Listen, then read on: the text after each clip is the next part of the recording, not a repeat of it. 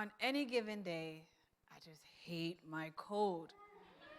My name is Dr. Quarkume, associate professor at Howard University in the Department of Earth, Environment, and Equity, and I'll explain what that means, why I hate my code. I'm a citizen scientist, superhero trainer. What does that mean?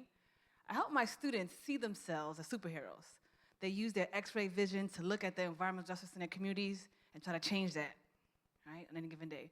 And then I give my high school students equipment to strap on their homes, yes, strap on their homes, strap on their bus stops, and try to create this equipment that's superpowering their communities because they're so powerful. And then I give my middle school students equipment to put in their hands that allows them to transport themselves outside of their neighborhoods into greener neighborhoods. So we're empowering students to use all this equipment to change their lives. But at the end of the day, the truth is, it doesn't work. And I hate my code. Let me give you some more detail. So we're in Louisiana. We're here. Is everyone enjoying themselves in Louisiana?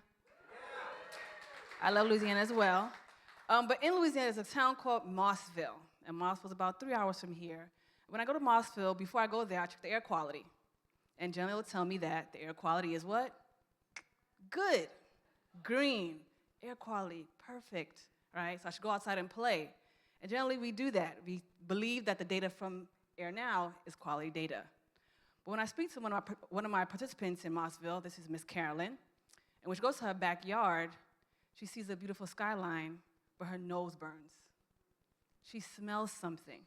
In her neighborhood, there are chemical companies that are polluting her air, even though Air Now says it's good. And then we walk over to the lake, and what should seem blue is no longer blue.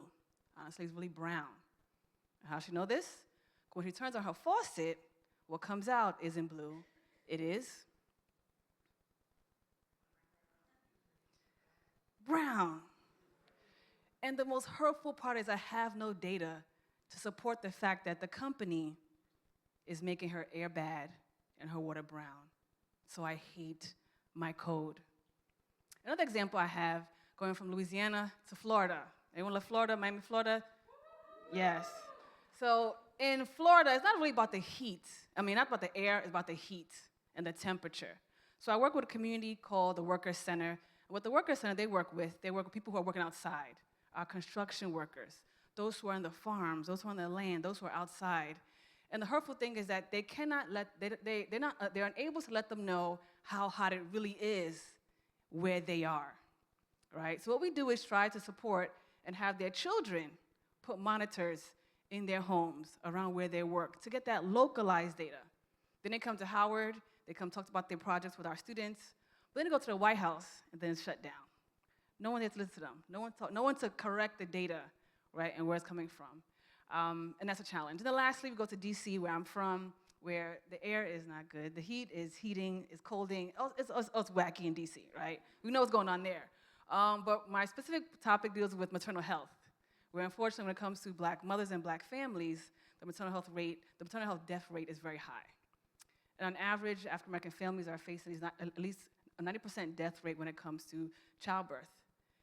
And they come to Howard wanting to find questions and answers, particularly with one case, where if you look at this picture, I'm gonna explain it very well. This is the factory that's producing chemical products, that's polluting this family that's right next door. But there's no data to prove that their toxins are polluting this family.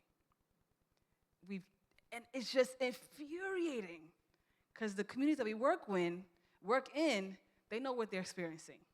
They know that the air quality is not good. They know that the water quality is not good. There's not enough data to prove that.